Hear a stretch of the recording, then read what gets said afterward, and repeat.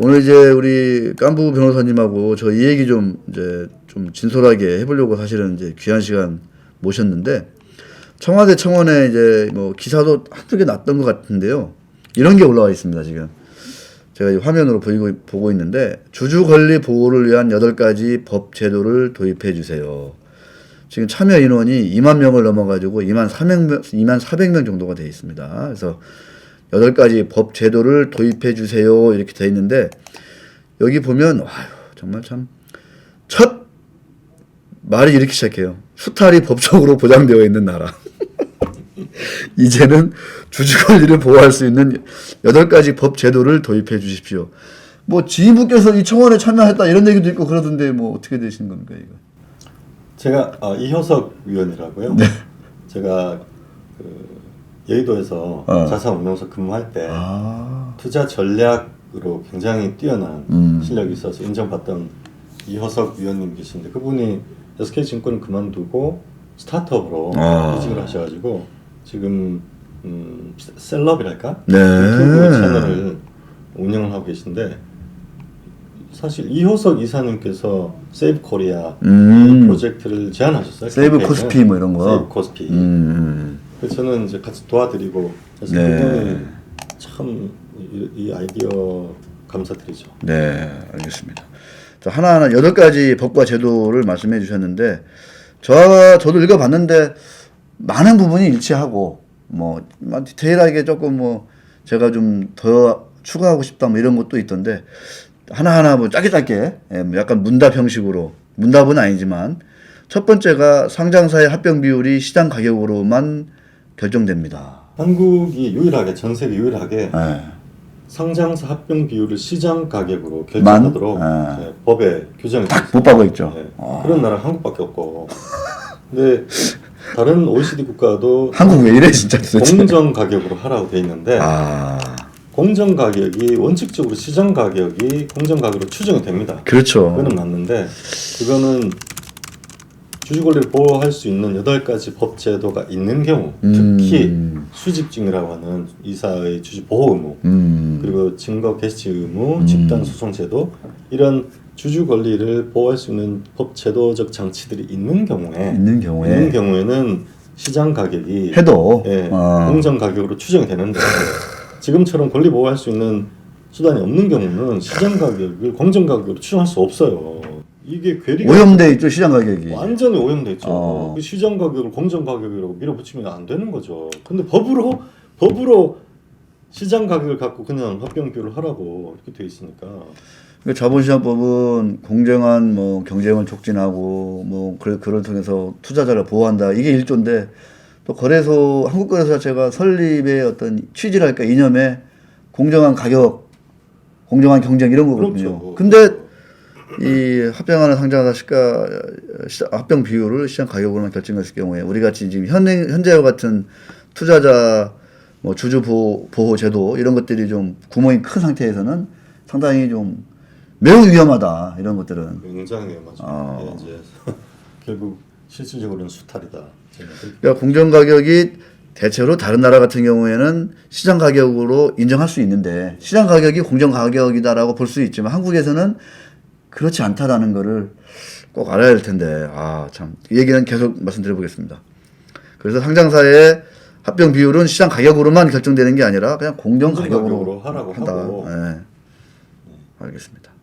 두 번째, 경영권 지분 인수 시에 의무 공개 매수 제도가 없다. 한국도 원래 있었던 거죠. 네. 94년도에 제도가 도입이 됐었는데 그때는 25% 이상 경영권 지분 인수할 때는 50% 플러스 한 주 이상을 공개 매수하라는 제도가 있었는데 97년도에 IMF 이후에 IMF에서 맞아요. 폐기를 요구해가지고 폐기된 거거든요. 그때는 구조조정을 원활하게 하기 빨리빨리 쪼개고 팔고 막 해버려야 되니까.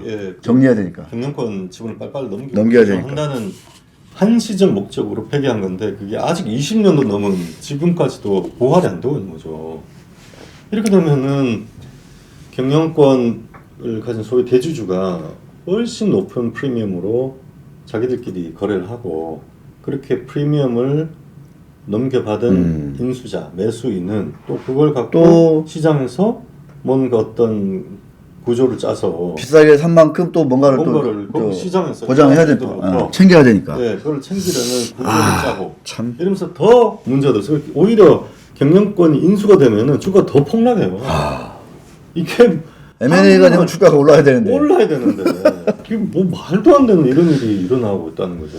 그러니까 이게 이것도 보면 그런 것 같아요. 그러니까 같은 대한민국이라는 하나의 자본시장인데 들여다보면은 시장이 두 개가 있는 거예요. 분리돼 있죠. 경영권 거래 시장하고 일반 주주들이 사고 파는 그냥 일반 시장하고 그렇죠. 가격 차이가 너무 크게 나는 거죠. 그러면 이게 뭐 신분제 사회지. 그러니까요. 어떻게 자유주의적 시장 경제 사회냐고요. 이게 신분 사회지. 이건 자유 경쟁이 아니라 아예 그냥 그렇죠. 노는 물이 다른. 그렇죠. 예. 모회사 주주 관리를 명백하게 침탈하는 자회사 물적번호 나왔다.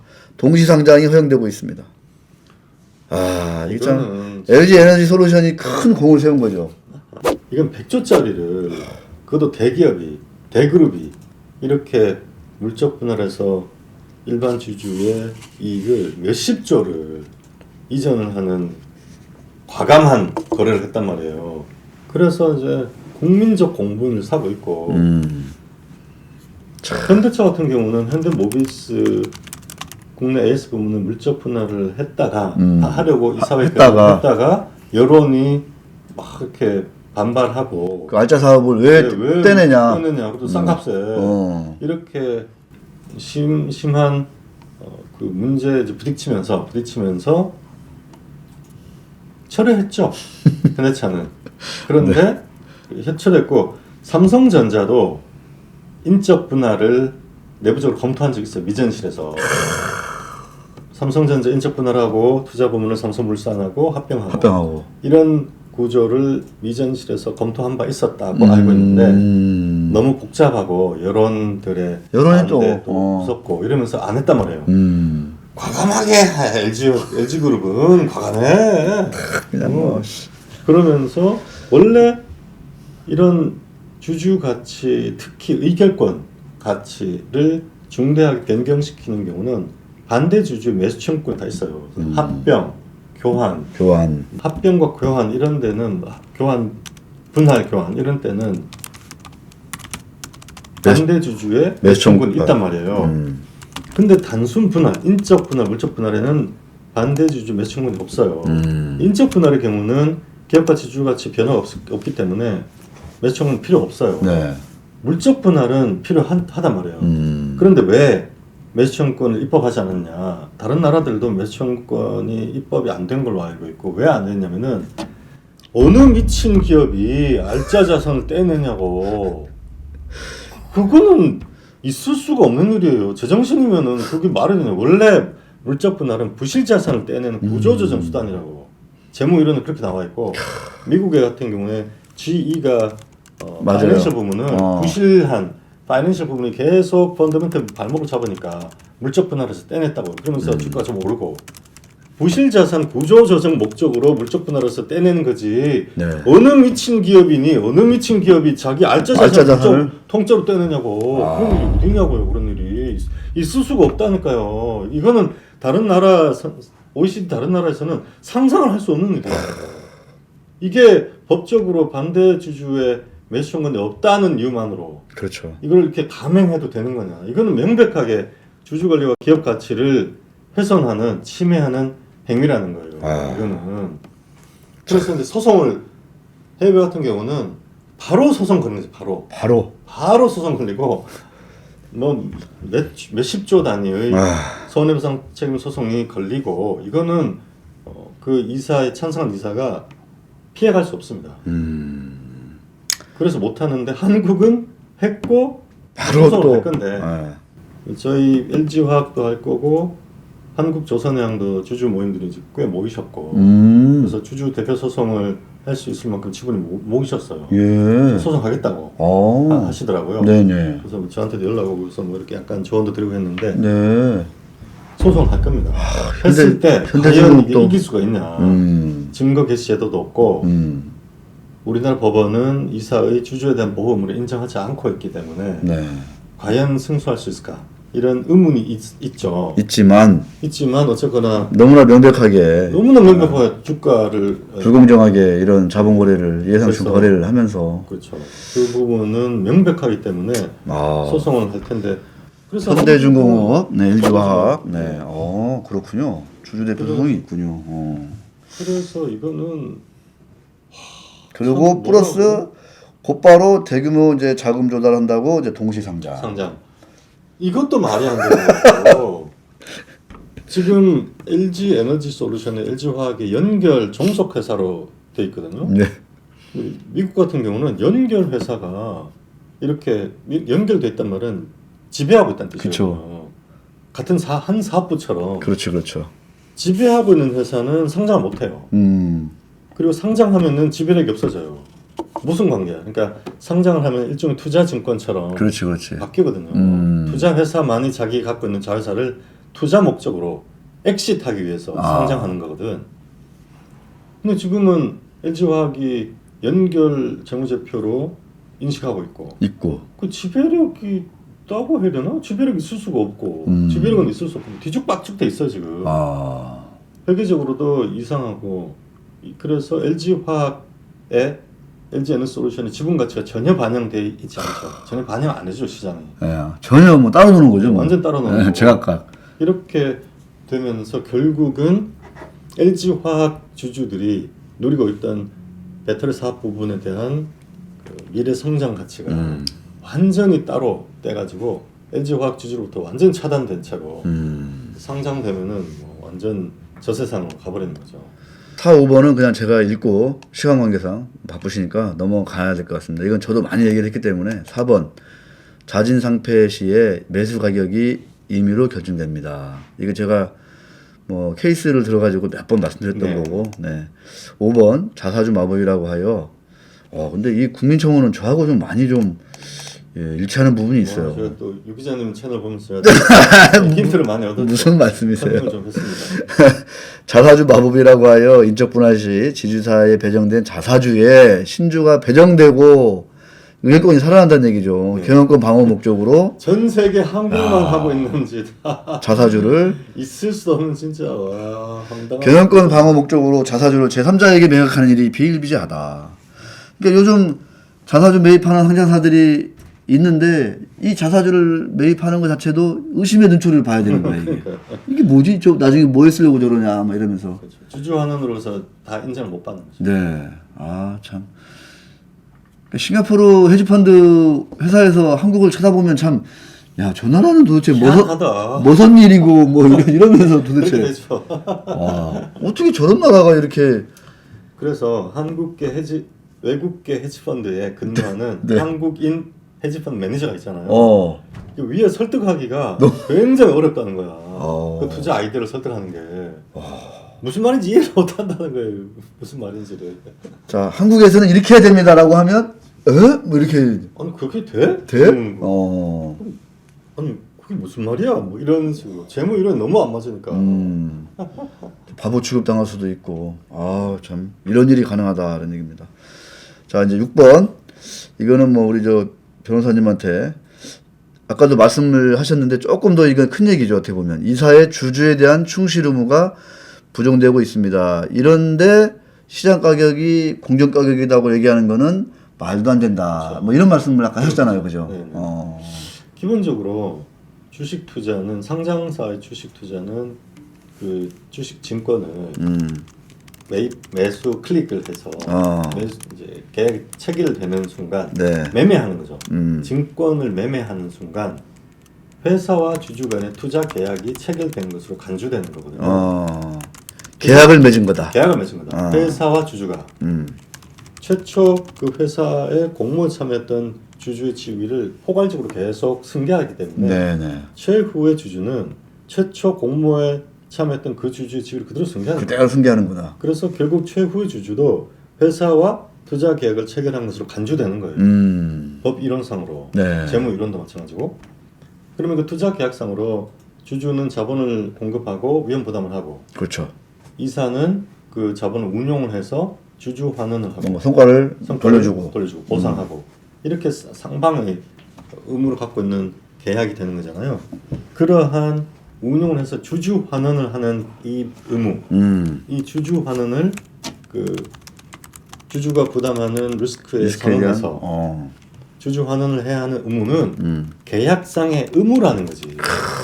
이게 단순히 해도 되고 말아도 되고 이게 아니라 의무고 계약상 의무 이거를 위반하면은 계약을 위반했기 때문에 손해배상을 할 수 있는 거고. 네. 이렇게 되어 있는데 그 계약의 의무를 법 이론적으로 조금 더 정교하게 용어로 하면 이제 수탁자 의무 또는 신인 의무, 수탁자 의무 또는 신인 의무라고 하고 그에게는 두 가지가 있는데 선관 의무와 충실 의무로 이렇게 분류가 돼요. 그래서 자본을 충실히 열심히 최선을 다해 운용해야 되고 이게 최선을 다하는 의무, 이게 선관 의무고 선관 의무고 최선을 다해서 운용을 해야 되는 거고 네. 그리고 배신하면 안 돼. 배신하지 말아야 할 의무. 대주주와 소수주주 간에 이해 충돌이 있을 때 대주주 이익을 위해서 일반 주주의 이익을 침해하지 말아야 하는 배신하지 말아야 배신하지 말아야 하는 이 의무를 이제 수탁자 의무, 신인 의무 또는 충실 의무 이렇게 보호 의무 이렇게 부르는 건데 그게 투자 계약을 했기 때문에 당연히 인정이 되어야 하는 거란 말이에요. 그리고 전 세계 어떤 나라에서도 이사가 주주에 대해서 부담하는 신인 의무를 부정하는 나라는 없어요. 왜냐하면 이러한 원리 위에서 자본시장이 작동하기 때문에. 근데 한국은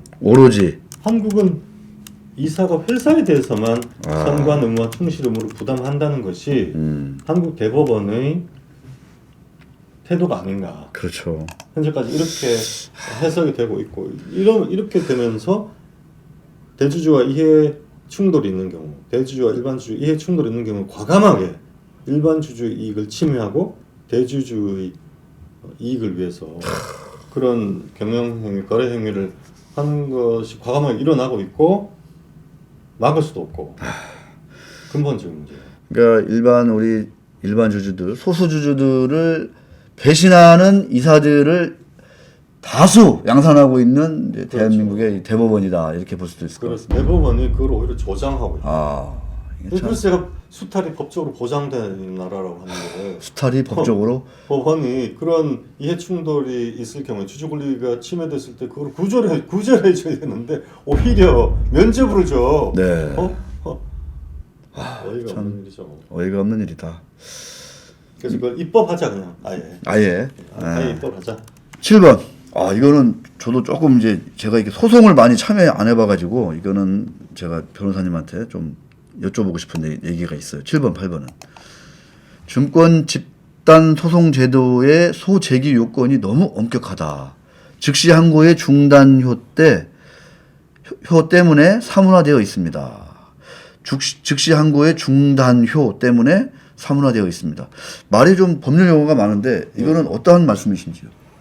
증권 집단 소송 제도가 회사의 일정한 경영 행위로 주주가 직접 손해를 입은 경우에 맞아요. 이건 이제 회사를 상대로 하는 거예요. 회사를 상대로 주주 대표 소송은 이사를 상대로 하는 그렇죠, 거고 그렇죠. 증권 집단 소송은 회사에 대해서 회사를 상대로 배상을 하라고 하는 건데 일단 한국의 경우는 사업 보고서의 허위 기재, 공시를 허위로 할 경우 이런 경우만 아주 제한적으로 이것도 열거주의구나 또. 철저한 열거주의로 극히 일부만 돌아버려 진짜. 집단 소송을 할 수 있게 돼 있어요. 회사에 대해서 소송을 할 수 있게 돼 있어요. 뭐 분식이 확실하게 했다거나. 확실하게 그것도 또 나타나야 돼. 네, 나타나야 공시상에 되고. 딱 나타나요. 사업 보고서나 공시상에 잘못됐다는 허위로 기재했다는 게 딱 드러나야 돼. 인정하고 딱 적은 거를 보고 그렇죠. 증권 집단 소송을 할 수 있구나. 그렇죠. 그것 때문에 손해가 또 발생해야 되고. 발생해야 되고. 그런 경우가 별로 없죠. 그리고 거기에다가 인가제거든요.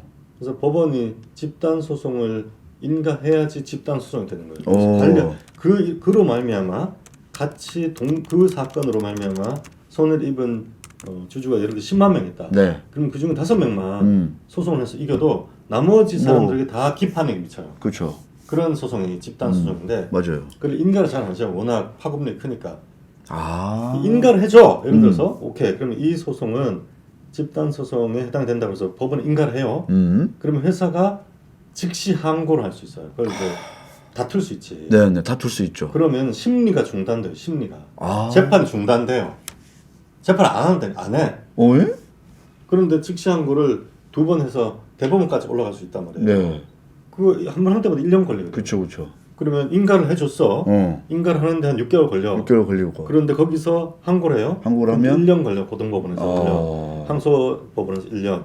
대법원에서 또 1년. 1년. 3년을 끌어. 그렇게 해서 최종적으로 인가를 받았어요. 그 다음에는 소송 본안 소송을 해야 되잖아. 그러니까 인가를 받는 데만 이게 인가를 받는데 3년 걸리고 본안 소송하는데 3년 걸려요. 아우.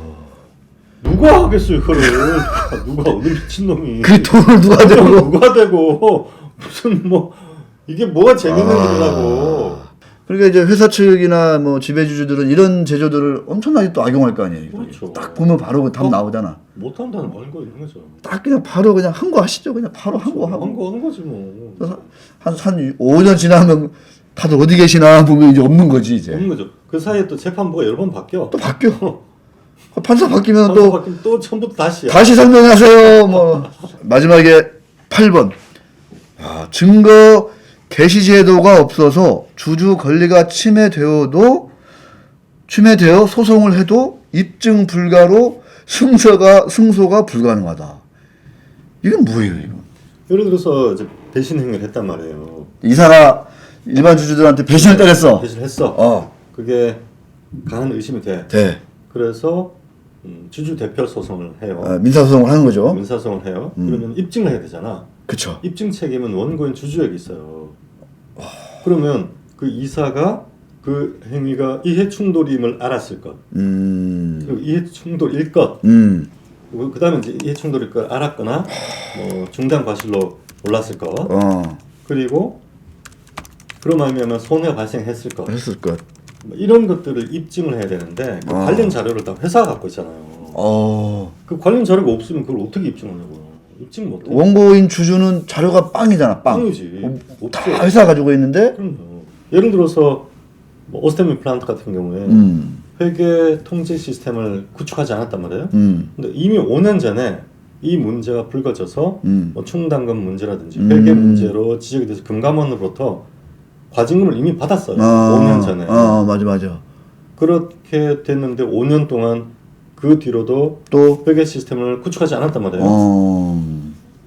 이게 배신 행위인지 아니면은 그냥 과실인지 최선을 다했는지 이게 의심스러운데 제가 보기에 또 주주 중에 누군가가 이거는 일부러 알면서도 대주주가 회사에 있는 그 몇천억 되는 현금을 마음대로 전용하기 위해서 넣다 뺐다 마음대로 하려고 회계 시스템을 일부러 미비해 둔 것일 수도 있다. 그렇다면 이거는 주주에 대한 배신 행위거든요. 배신행위다. 그러면 소송을 할 수 있단 말이에요. 소송을 하고. 그렇지. 그러면 입증을 해야 되는데. 입증을 해야 되잖아. 그러면은 이 오스템 임플란트가 누구와 이 회계 통제 시스템 서버 구축을 했는지, 누구와 계약했는지, 언제 했는지, 얼마로 했는지, 얼마인지, 그 계약이 실제로 했는지, 내용이 뭔지, 어느 수준까지 시스템을 구축하라고 돼 있는지, 뭐가 달라졌는지, 중간에 뭐 그와 관련된 이메일들이 있을 거 아니에요. 좀 더 강하게 달라. 라든지 또 그쪽에 서버 관리자가 여기까지 보통 뭐 5단계까지 하는데 5단계까지 하면 5억 든다. 보통 뭐 더존비 지원 거 많이 쓰니까 이를테면 ERP 많이 쓰니까 ERP 글을 쓰시면은 5억 정도 들고 1년에 뭐 1억 정도 든다. 그랬을 때 예를 들어서 그 누군가 이사 한 명이 우리는 거기까지 필요 없다. 거기까지 시스템 구축하는 걸 원하지 않는다. 무슨 돈을 이렇게 많이 쓰냐 뭐 필요 없어. 라는 게 만약에 어떤 이메일이나 이사회 의사록이 있다면 이제 그런 게 바로 배신 행위 증거 자료가 되는 거야. 입증 자료인데. 입증 자료가 되는 거지. 그런 게 있어야지 입증하잖아. 어떻게 입증을 하냐고요. 그런데 우리나라는 그런 증거물을 게시해야 할. 그러니까 공개해서 보여줄 제도가 없다. 그러니까 그거는 회사 마음대로 그냥 안 주면 되는 거예요? 안 주면 끝이 안 주면 끝이에요. 그걸 달라고 강제할 방법은 없다. 없어요. 문서제출 명령이라는 게 있는데 안 들어도 그만이고 제재할 수. 그러면 어떻게 입증을 해요 이거를? 못하는 거죠. 못해요. 그래서 입증할 수 있는 경우가 두 가지가 있는데 하나는 누군가가 형사 고소를 해서 형사 기소가 됐을 때. 검사가 이제 조사를 할 때. 조사를 해서 기소가 돼서 기소 과정에 이런 배임 행위가 드러난 경우. 두 번째, 공정위가 조사를 해서 배임 공정위가 과징금을 부과하면서 배임행위가 드러난 경우. 그때 이제 또 그거 가지고 이제 그거 가지고 주주대표 소송하는 거예요. 그거 야. 아니면 불가능해요. 지금까지 주주대표 소송 다 그 두 가지 케이스였어요. 형사소송을 하면서 보니까 이게 배임이 드러났거나 네. 공정위가 과징금 때리면서 보니까 아 이것도 배임이네. 네. 그렇게 드러난 경우만 하는 거지. 그냥 오스테민 플란트 같은 경우는 공정 사건도 아니고 아니지. 기소될 형사 사건도 아니잖아 일단은. 뭐 일단은 뭐 그런 경우는 불가능한 거예요. 입증이 불가능해. 근데 미국 같은 경우는 벌써 옛날에 수십 건이 들어갔을 겁니다. 아마 두 케이스 다 현산과 오스테민 플란트 둘 다 주주 대표 소송 벌써 옛날에 제기됐을 거예요. 옛날에 다 까나 그 관련된 자료 다 까라고. 그렇게 아마 그러면 저는 이제 궁금한 게 그거예요. 그러니까 미국 같은 경우는 이런 증거 개시 의무가 아주 그냥 일반화돼 있다? 일본어도 있죠. 회사에서 이거를 증거를 까야 되는 거예요. 까야 되는데 물론 회사가 증거 개시 의무를 면책받을 수 있는 특정 경우가 있죠. 뭐 아주 고도의 영업 비밀에 비밀 해당되는 뭐 거. 이런 거. 국가 안보에 관련되는 경우. 어마어마한 특허라든가 뭐 이런 그런 거. 경우. 전략적 특허라든지 이런 거에 관련되는 경우. 그거야 뭐. 그런 경우는 또는 관련이 없는 거. relevant evidence여야 되는데 이 사건과 관련이 없는 경우. 없는 경우에. 이런 것들을 이제 방어할 수 있는데 그런 일부 경우는 그걸 제외하고는 다 공개해야 돼요. 일반적으로 다 공개해야 돼요. 그 삼성하고 애플하고 이 특허 소송 이런 때도 이런 것들이 다 바로 그게 깐 거예요, 이걸. 증거 개시 제도 때문에 삼성이 패소한 거예요. 그게 뭐냐면은 그때 이런 얘기 처음 들어봤어. 삼성이 애플에게 특허권 관련, 분쟁 관련 증거 자료를 다 공개를 했는데 그 중에 일부 이메일이 누락된 부분이 있었어요. 그러면서 애플의 소송 대리인 로펌이 이 부분에 이메일이 누락됐다. 이거를 빨리 제출해라. 그렇게 이제 요구를 했고 삼성전자가 그 결국 나중에 그 이메일을 냈어요. 내면서 이미 배심원은 맛이 간 거지. 숨겼네. 미국은요 증거를 숨기거나 훼손하면 그걸로 끝이에요. 인테그리티가 제일 중요하다 말씀. 그게 이제 뭐 폰 디자인을 뭐 이렇게 잘 뭐 베꼈냐 뭐 이런 거였는데 사실은 폰 디자인 그 뭐 이렇게 약간 각진 거 이거 그러니까 둥글둥글한 거. 거냐고. 그러니까요. 그게 문제가 아니고요. 이거였구나. 그 이메일에 이 둥그런 이 디자인이 애플의 디자인을 벤치마크 한다는 내용이 그 이메일 안에 있는 거죠. 그러면서 근데 그 이메일을 제출하지 않았죠. 처음에는. 그랬는데 그거를 애플 쪽 대리인이었던 로펌의 변호사가 이잡듯이 뒤지거든요. 그거를 디스커버리를 받으면 수천 페이지 되는 거를 변호사들이 증거 개시 제도를 디스커버리 제도라고 해요? 디스커버리라고 하고 디스커버리를 증거 자료를 받으면 로펌 변호사들이 뭐 한 열 몇 명들이 막 밤새서 그걸 이잡듯이 다 뒤집니다. 거기에 디텍트가 된 거예요. 야. 그러면서 왜 숨겼냐? 이래서 그냥 한 방에 날아간 거예요. 사실은 특허권 침해라고 보지 않을 수도 있는데 그거를 숨겨서 패소했다라고 보죠. 이 업계 사람들은. 그러니까 변호사들은 분명히 이 A, B 간에 이메일이 많이 오갔을 것 같은데 그렇죠. 이게 하나가 빠졌어. 뭐가 하나 빠졌어. 이런 거죠. 근데 만약 그때 삼성전자가 그 이메일을 제출하지 않으면 어떤 일이 일어나냐면은 안 하면 심지어 미국에서는 법원의 집행관을 대동하고 원고 애플 측 로펌인 삼성전자 본사에 가서 직접 서버를 깔 수 있어요. 그 이메일 직접 뒤질 수 있어요. 직접. 심지어는. 우와. 그러니까 제출을 안 할 수가 없어요. 숨길 수도 없고 안 할 수도 없고. 민사소송인데도 이게. 민사소송인데도. 그러니까 어마어마하네요. 미국이나 영미권에서는 인테그리티와 트러스트를 해치는 행위는 관용이 없습니다. 그것이 그 경제 시스템을 돌리는 근본적인 원천이기 때문에 그게 파괴되면은 경제가 붕괴한다는 거예요. 그러니까 인테그리티하고 트러스트. 바로 아까 주주와의 계약 관계니까 이 계약을 충실히 계약을 따라야 된다는 거잖아요. 그죠? 그런 것들이 다 연관이 있는 거잖아요. 그게. SK 이노베이션과 LG화학에서도 SK 이노베이션이 결국 증거를 제출하지 않았거든요. 그러면서 그냥 그걸로 그냥 이제 돈 내고 끝난 거죠. 패소하고 끝났잖아요. 그래서 증거 개시 제도가 디스커버리 디스커버리 제도가 도입되면은 이사회가 어. 주주 권리를 침해하는 또는 기업 가치를 침해하는 행위를 할 수가 없습니다. 할 수가 없다. 할 수가 없어요. 어. 그거 관련된 자료를 다 나중에 그런데 왜 이런 아주 얘기 듣다 보면 당연히 그래야 될 것 같은데 왜 이게 없는 거야 왜? 왜냐하면은 이제 어. 그 다음에는 주주 아 갑자기 열받네 이거. 주주 이익을 합법적 구조로 은폐된 형태로 이전을 못하니까 이전을 못하죠. 증거 개시 제도가 도입되면은 거의 못합니다. 이런 물적분할 어림도 없어요. 야. 죽는 거예요. 제가 계산을 대충 해보면 한 20조 정도가 LG 화학의 주주로부터 LG로 넘어갔거든요. 20조 정도가. 근데 이 소송을 걸려면은 그 찬성한 이사 예를 들어 5명이다 그러면 5명이 연대해서 20조를 손해배상해야 돼요.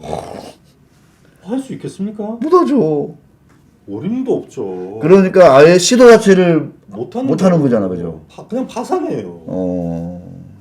나는 진짜 중심으로 기업과 주주를 위해서 이 거래 행위를 하지만 혹시 오해를 받아서 소송에 걸렸을 때 패소할 리스크가 있다, 조금이라도 있다, 못하는 거죠. 그러면 사인 못하는 거지 뭐. 못하는 거죠. 못한다고 하고 그래서 외국 같은 경우는 사회이사 연봉이 엄청 높아요. 왜냐면 자기가 직접 파산의 위험에 파산의 위험을 실질적으로 부담하고 이사회에 들어가는 거예요. 진짜구나. 진짜로. 오. 그래서 자기가 거래 행위를 했을 때 다 먹어. 난 안 봤다. 안 봤다. 이거 안 통해요. 왜 안 봤냐고. 우리나라는 안 봤다 그러잖아. 우리가. 불참했다. 그렇지. 왜 불참했냐고. 당신이 왜 사회에서인데 왜 감독을 안 했냐. 이것도 걸려요. 안 볼 수도 없고 다 봐야 되고 자기가 신중하게 검토해서 왜 안 되는지 그리고 찬성할 때는 진짜 자기 이 모가지 걸고 사인하는 거예요. 나 이거 진짜 오늘 소름 끼쳐 이거. 저는 그냥 그동안에 그러면 우리 저 깐부 변호사님이 보시기에 이 8가지를 쭉 이제 열거 했는데 이 중에서 가장 시급한 건 뭐고 가장 중요한 건 뭐고 막 이런 거만 있을 거 아니에요. 우리나라 그러니까 싱가포르에서 한국의 시장을 봤을 때 뭐가 좀 가장 시급하다, 중요하다, 뭐 이런 거. 뭐 8가지 다 중요하지만 한 개를 골라라 그러면 저는 증거 개시 제도. 왜냐하면 이사의 주주에 대한 보호 의무가 3가지가 있거든요. 네.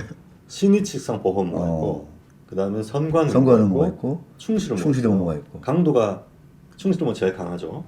그래서 이사의 주주에 대한 선관 의무와 충실 의무가 혹시라도 이 부인이 돼도 신의칙상 보호 의무는 있기 때문에 증거 개시 제도가 있으면은 일단 소송을 해볼 수가 있어요. 그리고 신의칙상 보호 의무가 있고 증거 개시 제도가 있으면 그것만으로도 이사가 물적분을 이거 감행하기 어렵습니다. 그리고 이제 이런 증거 개시, 그러니까 디스커버리 룰이 있으면은 소송 과정에서 이 이사회와 그 지배주주들이 어떤 생각을 했고 뭔 행위를 했는지가 다 드러날 거잖아요. 이메일로, 전화 녹취록, 이사회 의사로, 카톡 그리고 관련 보고서, 외부 영역 보고서, 회계법인들 뭐 전략 아이비들 들어와봐 해가지고 회의했던 거 다 그게 다 제출해야 돼요. 다. 근데 우리는 단 한 건도 공개가 안 되잖아요. 안 하죠. 공개할 이유가 없지. 그냥 부르부르 그냥 막 이게 열만 받지. 그렇죠. 뭔가 하나 이게 뭐 없잖아 이게 완전히. 분노만 하지 그걸 실질적으로 따질 수 있는 구제 수단이 없는 거죠. 무기가 없는 거예요. 그러니까. 이게 뭐야 그럼 이게 지금 완전히. 그래서 제가 말씀드렸잖아요. 원래 권리가 있다 하면 그 권리가 침해되었을 때 구제 수단이 있다고 같은 말이에요. 그렇지 같은 말이지. 근데 구제 수단이 없잖아요. 권리가 없다는 거지. 똑같은 말이에요. 그러니까 한국은 주주 권리가 없는 거예요. 그럼 마음대로 그냥 힘 있는 사람이 가져가도. 그렇지. 그러니까 리스크만 지는 거구나 그냥. 리스크만 지는 거야. 리스크만. 와. 리스크만 지고. 내 돈 떼 가세요 그냥 이렇게. 그렇게 되는 거예요. 이 8번째 이거 아니. 주권 집단 소송제도 요거는 제가 뭐 몇 번 들어봤었는데 왜냐면 너무 명백하게 위법의 행위가 있어야지 이게 뭐 그렇죠. 회사를 상대로 이제 뭔가 손해를 이제 배상 돌려받을 수 있다 뭐 이런 얘기는 몇 번 들었었는데 증거 개시 제도에 대해서 이거의 중요성 이것이 없는 경우에 어떤 일이 문제가 발생하는지는 내가 진짜 우리 오늘 이 시간 아니었으면 저 영원히 바보로 살 뻔했어요. 영원히 바보로. 잘 모르십니다. 저는 소송을 해봤기 때문에 입증이 결국은 입증의 문제로 다 귀결된다는 걸 너무나 잘 알고 있거든요. 그럼요. 소송해보면. 권리구제는 결국 입증 책임의 문제고 그렇지. 입증을 할 수 있느냐의 문제인데 우리나라는 입증이 불가능해요. 회사 소송에서 입증이 안 됩니다. 그러면 예를 들어 삼성물산하고 뭐 제일모직하고 합병 비율이 어쩌고 해봤자 안 되는 거죠. 안 되는 거잖아. 그래서 삼성물산 제일모직 합병에서 승소를 한 이유는 스모킹 건이 나왔기 때문이에요. 뭐 어디선가 뭐 나왔는지 모르겠지만 그게 결국 돌아가 어떻게 유출돼가지고 뭐 고발자가 있거나 뭐 문서 하나가 탁 튀어나온 거지. 튀어나왔잖아요. 그게 합병 비율이 결정될 때 이사회 의사록에 관련 자료인지 이재용 부회장의 승계에 관련하여 라는 그 문구가 딱 한 줄이 있어. 맞아. 그것 때문에 패소한 거예요. 근데 그게 유출이 되지 않았으면은 못 이겨요. 무슨 소리야 이겨. 합병 비율이 법에 이렇게 하라고 돼 있는데 이게 그러니까. 불공정하다는 걸 어떻게 입증해요? 이길 수가 없는 거죠. 이길 수가 없는 거죠. 증거 개시제도. 개시. 말도 어려워. 개시라 난 뭘 증거를 시작하지? 막 이렇게 한 줄 알았는데 보여준다. 증거 개시. 모든 증거를 입증할 증거를 회사에서 까야 된다는 거예요. 까야 된다. 원고한테 원고한테. 있는 그대로 다. 있는 이거 숨기면은 무조건 패소 그냥. 뭐 그래서 더 문제는 중요한 경영 행위와 관련된 관련 자료는 반드시 보관하고 보존해야 되는 몇 년 이상 보존해야 되는 지침들이 각 회사에 다 있어요. 있지. 그를 강제하는 게 아니라 이 증거 개시 때문에 그게 없다 그러면 패소해 버리거든. 그러니까 다 보존을 해야 되는 거예요. 그런데 정작 디스커버리 룰은 없어. 없는 거죠. 아니 미국에 그래. 그러니까 미국은 다 있는 거지. 한국은 보존을 하지 않을 뿐만 아니라 그때 삼성물산 제일모직 사건 할 때 그 통째로 서버에는 디스크를 떼가지고 막 파묻었잖아요. 없다 그러고 회계장부 막 파묻고. 파묻고 그랬잖아요. 미국에서는 쌈바. 없다 그러면 그냥 알았어, 그 패소해요 그냥. 뭐 없는 게 네 잘못이야 이러고 패소해요. 왜 보관을 안 했어? 우리는 그 주요 문서 뭐 몇 년 이상 보관이라 이런 거 회사에 내부 지침으로 있죠. 내부 지침으로 있는 거구나. 있죠. 있기는. 내부 지침으로 있으면 뭐해? 공개 안 하니까. 네. 그렇죠. 아유, 알겠습니다. 한국은 문명 국가라고 보기 어렵습니다. 주주 권리에 관해서는.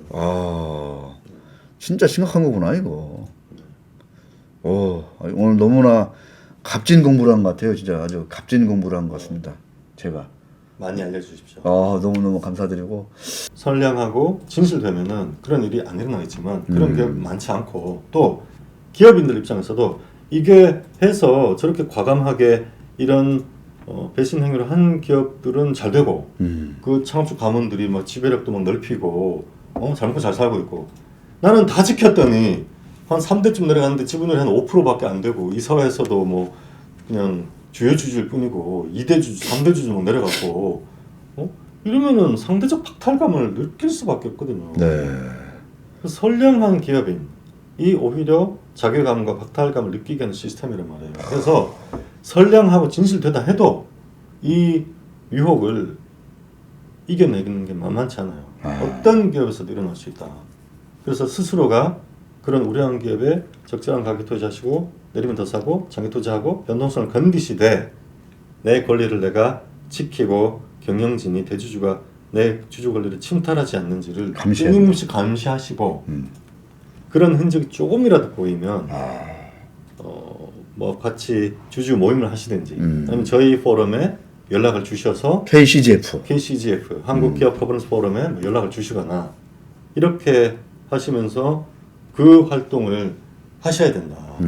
그 말씀드리고 그렇게 해서 침탈 행위가 벌어지면은 혹시 뭐 손절은 하실 수도 있지만 살아남으셔야 되니까 그 분노와 열정을 절대 포기하지 마시고 이 주주 권리를 회복하는 8가지 입법 활동에 끊임없이 관심을 가지시고 동참해 주셨으면 합니다.